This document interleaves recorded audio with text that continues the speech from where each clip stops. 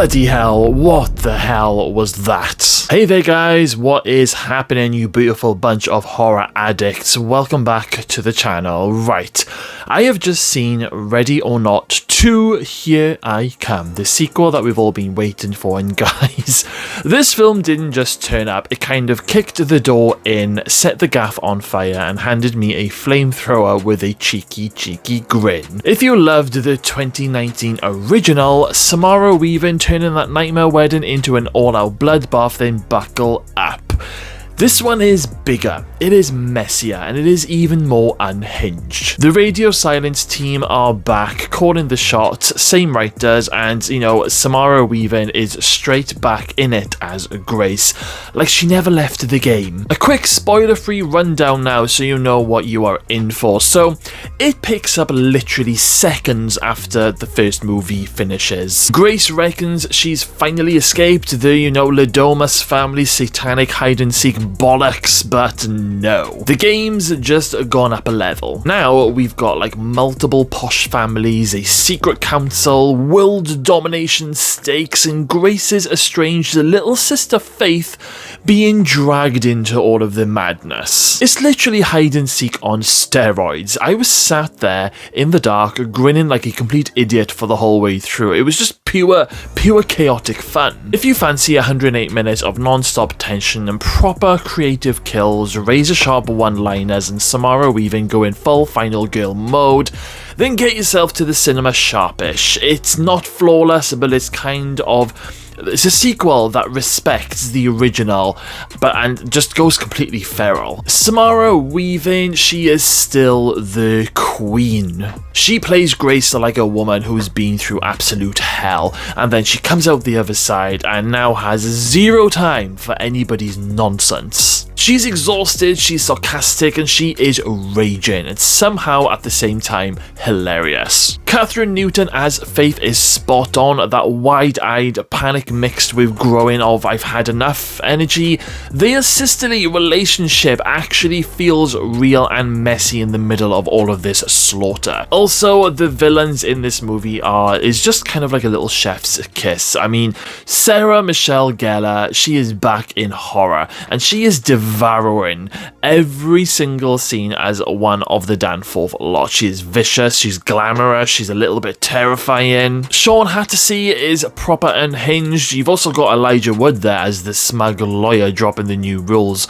And yeah, I just felt like the casting was really perfect for this film. Even David Cronenberg rocks up for a gloriously weird cameo that had, the whole theatre were just losing it. I mean, every rich psycho feels like a cartoon until they start coming at you with antique crossbows and golf clubs. Now, Radio Silence, they know exactly what they are about. The pacing is relentless. It hardly gives you a second to breathe. The set pieces are massive and properly inventive.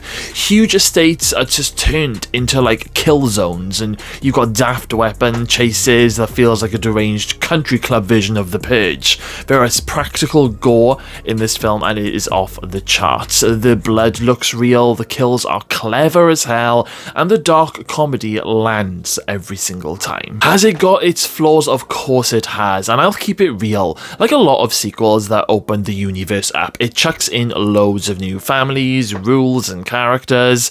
Sometimes it feels a little bit crowded, I will be honest with you, like they were trying to fit everything in. I mean, the middle bit slows down just by a touch, while it explains the new setup and the sister stuff. While it was all very, heartfelt, it could have done with a couple of more quiet beats. But honestly, tiny gripes when the film is just this much bloody fun. Alright, we are now going into full spoiler territory, so this is your spoiler warning, you lot. If you haven't seen Ready or Not 2 yet, and you don't like spoilers, pause the video and then come back. So, as I said earlier, the film kicks off with Grace collapsing, outside of that burning building of the Ladomas lawn in her ripped wedding dress. She is just iconic as ever.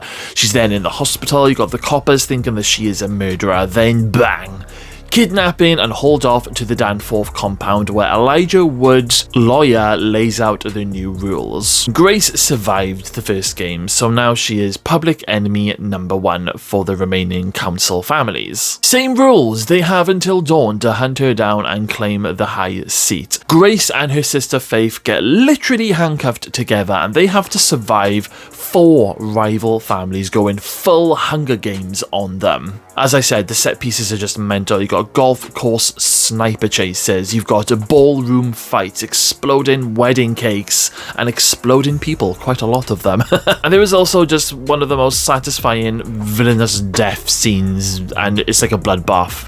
Yeah, at the end of the film, it's absolutely friggin' epic. I felt that, the sister dynamic actually worked. Faith starts off as the normal one, who is, really pissed off with Grace for disappearing all of those years ago, not keeping in touch, and by the end of the film they are a proper girl team. There's this raw, scrappy love-hate thing going on that gives the film heart without killing the momentum of the story. And just jumping back to that insane ending scene, I'm not going to spoil the final twist or the final scene, but it is bloody, it is massively chaotic, and it does kind of leave the door open for maybe some more. There could potentially be a Ready or Not Part 3.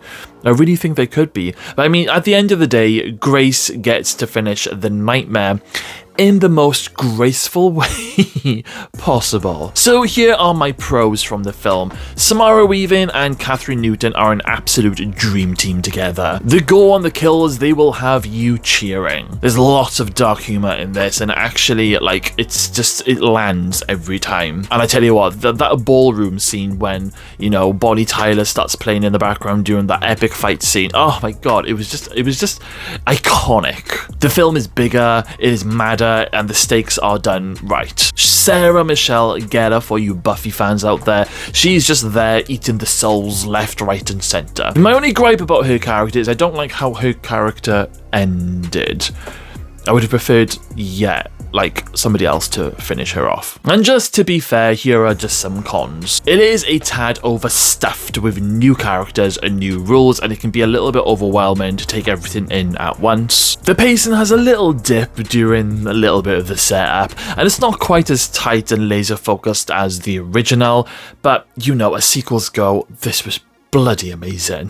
I am personally giving this film a rating of 7.7 out of 10. As it's not a perfect 10 out of 10, but it's the sort of film that makes you want to go high five with the random stranger sitting next to you in the cinema. Honestly, if you loved the first one, you'll have a right laugh with this. If you want, violent fun with heart and proper banter, this is your type of night out. Just don't drag your grandmother unless she's into extreme violence and devil pacts.